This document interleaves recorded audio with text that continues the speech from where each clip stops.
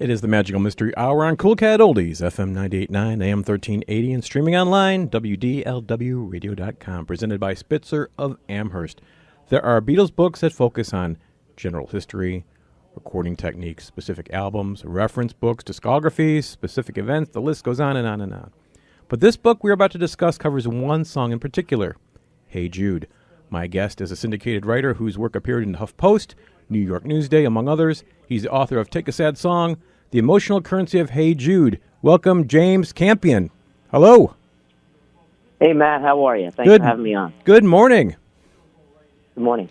So, I guess we could say your favorite song is Hey Jude, right? Yeah, it still is. Yeah, it is. It always has been. It's always been my favorite, not only my favorite Beatles song, one of the greatest songs ever written. And when I approached the project, I always thought it had a mythical quality to it. And I was proved correct over the time that I spent talking to so many great, learned people about it and diving headlong into the subject. So it was very rewarding. This is a very in-depth book, covers a lot of ground from the composition of Hey Jude to the recording of it, release, promotion, effect not only on the Beatles but society in general, both in 1968 and present day. What made you undertake this task, and what was your approach? Well, again, I was always motivated by the fact that, I just love this song, and I write about music quite a bit, and I was motivated, originally inspired by some great authors who have tackled the one-song edict for a book. So there's that. And then really my approach was always to figure out how songs work. Hey Jude in particular, certainly I used it as a central theme, but how songs affect us. And psychologically, I had, professors of psychology, sociology, musicology, history, philosophy, songwriters, Beatle biographers, and Paul McCartney biographers and music journalists all come to the table, so to speak, and really try to figure out how this song in particular, but how songs affect us and continue to affect us. And this song, like I said, it always was very mysterious to me, just in the way it spoke to me as a kid and throughout my whole life. And many songwriters said, it's weird. Hey Jude's one of those songs I always feel like it's always been there. It's just part of the DNA of being fans of rock music or pop music.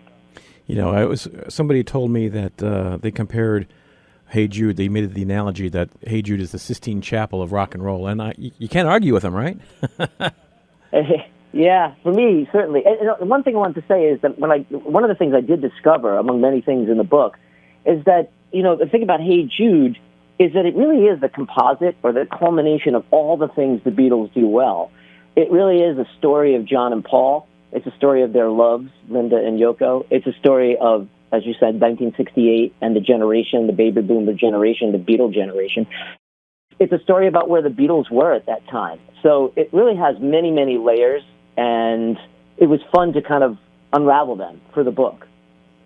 The song is notable for a lot of things, but there's one in particular. Paul asked George not to play guitar due to a difference in musical approach. Now, do you see that as the start of a schism within the Beatles, or was it just a case of artistic temperament? It's both. Famously, Ringo Starr left the White Album sessions right after recording Hey Jude in late July, early August of 1968, came back for the famous video that I talk about in one of the chapters. No, the Beatles were very professional. George was very professional. I know that there's that famous scene from Let It Be and again the Get Back Peter Jackson series in which, George leaves or he's mad that he's not asked to contribute more. But I think at that point, I speak about how Hey Jude was the last sunshine, and then there's a lot of clouds that come in the Beatles story, as we know, in 69, and then they eventually break up. But for one, it was the last single that all four of them recorded. And as you know, they were a singles band, right, going all the way back to Love Me Do. And so for them to record just a single again, like they did in the Halcyon days, was very bright for them. So, no, they were very professional. This was a time before things started to really start to break off for the Beatles.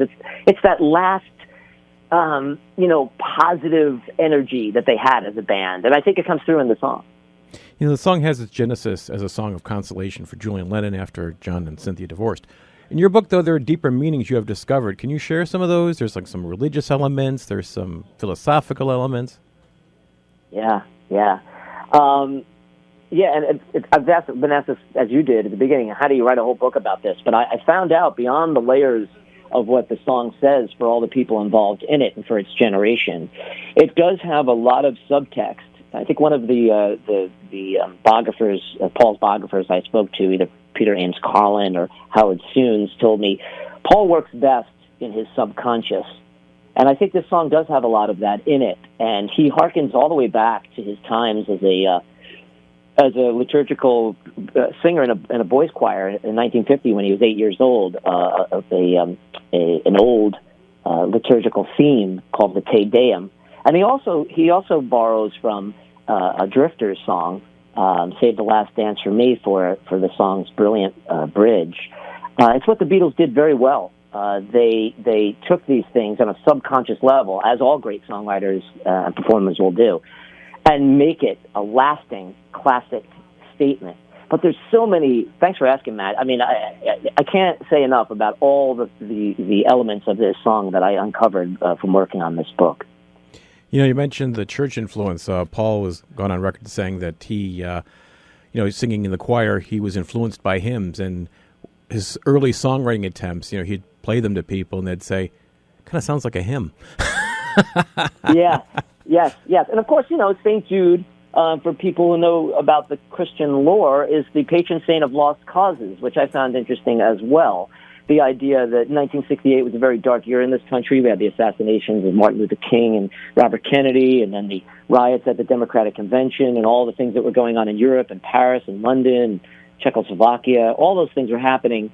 And, of course, the Beatles were going through some times, as I mentioned. So, Julian was going through what John, ironically, was going through when he was a young boy at 5 or 6, his family breaking off. And Paul understood that implicitly. His empathy in song is just well documented, whether it's Lady Madonna, Your Mother Should Know, or Let It Be. Hey Jude is one of those songs where he just felt the pain of this young man, but then he felt the pain of his generation, of his band. And that's what great songwriters do, don't they? They speak to us on other levels.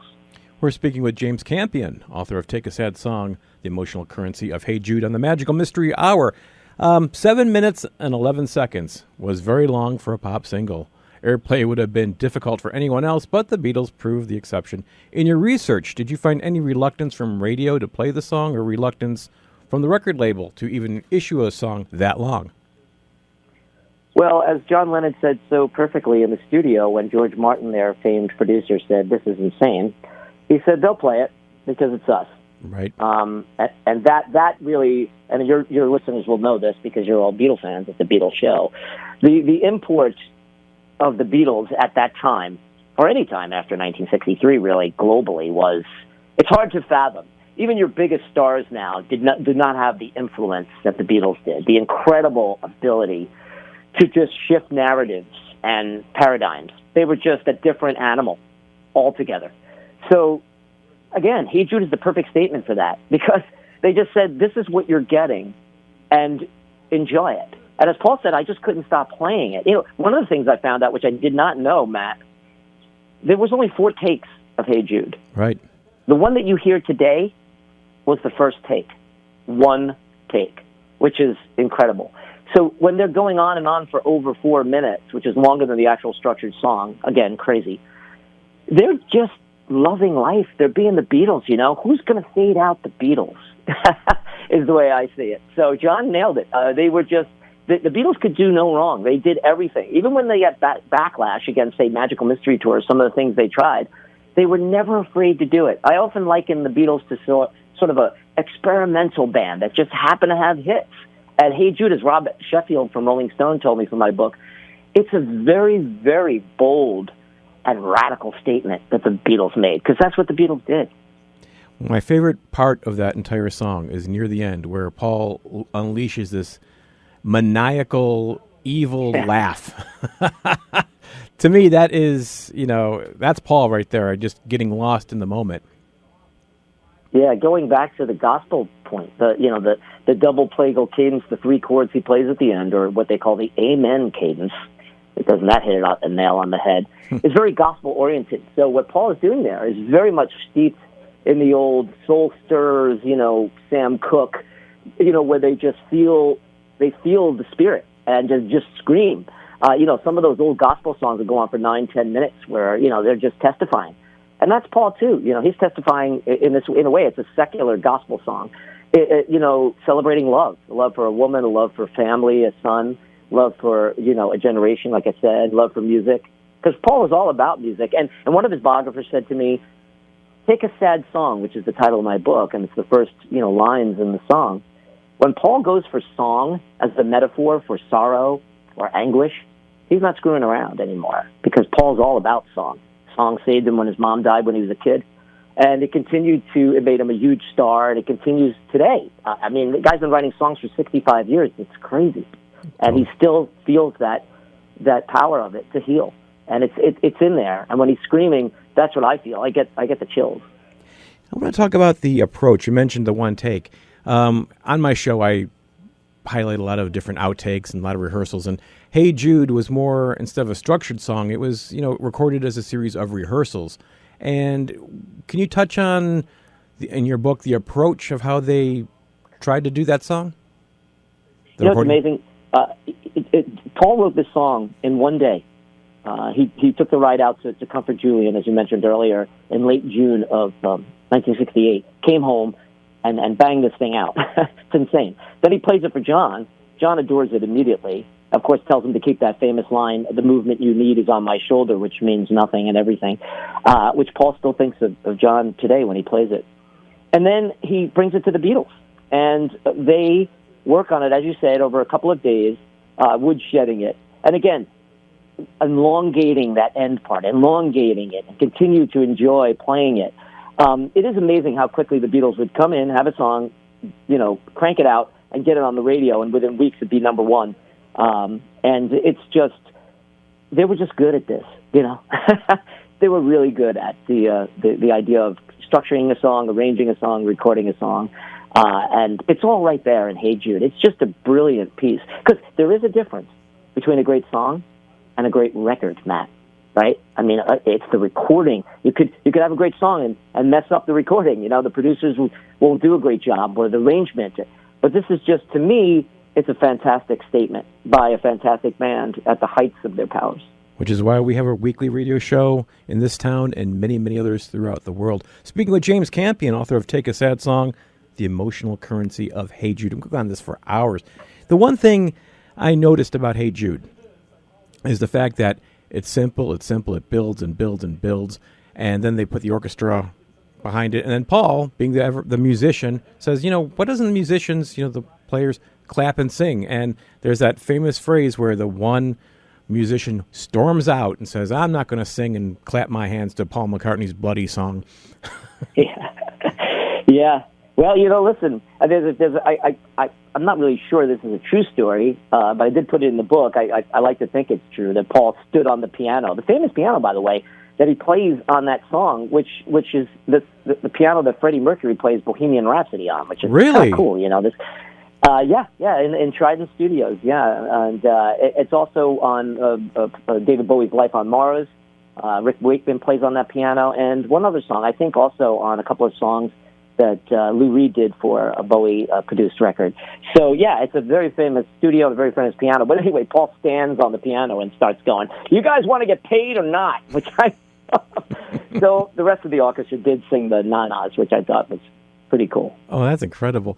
In your book, also, you do a slight history of the Beatles, which I thought was really good because you put everything in context of their history and how it moves in and out. Well, my last book was on Warren Zevon, so everybody asked me why Warren Zevon, and my pat answer was always because there's enough damn Beatle books, and I go and write one. So and add one more, right? There's always room for one more.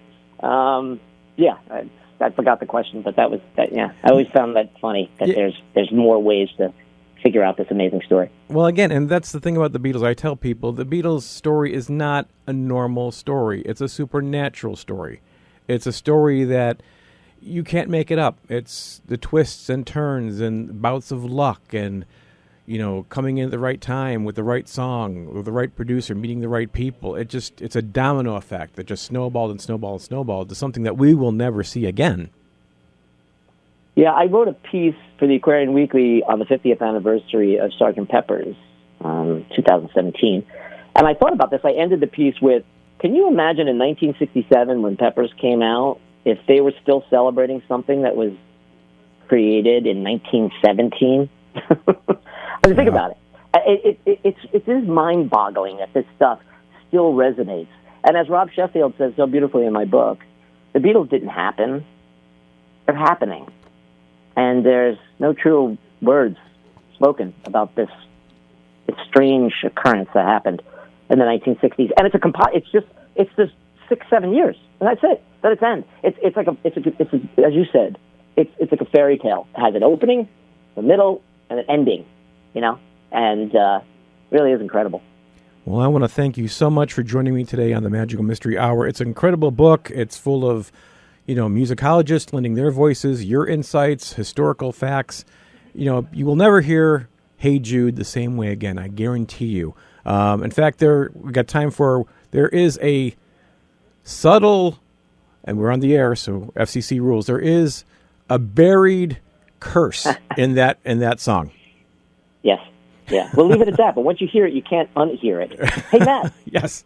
Can I say hi to my friends Chris and Cheryl and my wife Erin, who are listening online? We're here in Jersey for your show. So very good. Kind of cool. I've got an audience in Jersey. This is great. Hello, everybody. Also, I'll be there, and hopefully I'll get to see you. I'll be there at the Rock and Roll Hall of Fame in Cleveland, October 8th. I can't wait to see everybody in Cleveland. I hope everybody remembers that and stops by. It'll be fun. Oh, yeah. We're thinking about doing a panel discussion, right? Yes. I mean, I've never been to the Rock and Roll Hall of Fame, so that'd be pretty cool. I know they're doing a really great Get Back exhibition now. Yes. Everybody should get over there. I highly recommend it. I did a little piece on that, a few pieces, actually. It's an amazing thing. If you love the Peter Jackson documentary, you're going to love seeing the full-length video screens. It's just an amazing experience. And I'll give you a spoiler alert. The actual instruments that they played during those sessions are under glass. Ooh. And I'm not exaggerating. I broke down like a little girl. I cried. My wife was sitting next to me, and she's like, "Give him a moment." I mean, the tears. It was an emotional. It definitely was just a transient experience. You're saying that had emotional currency for you? Yes.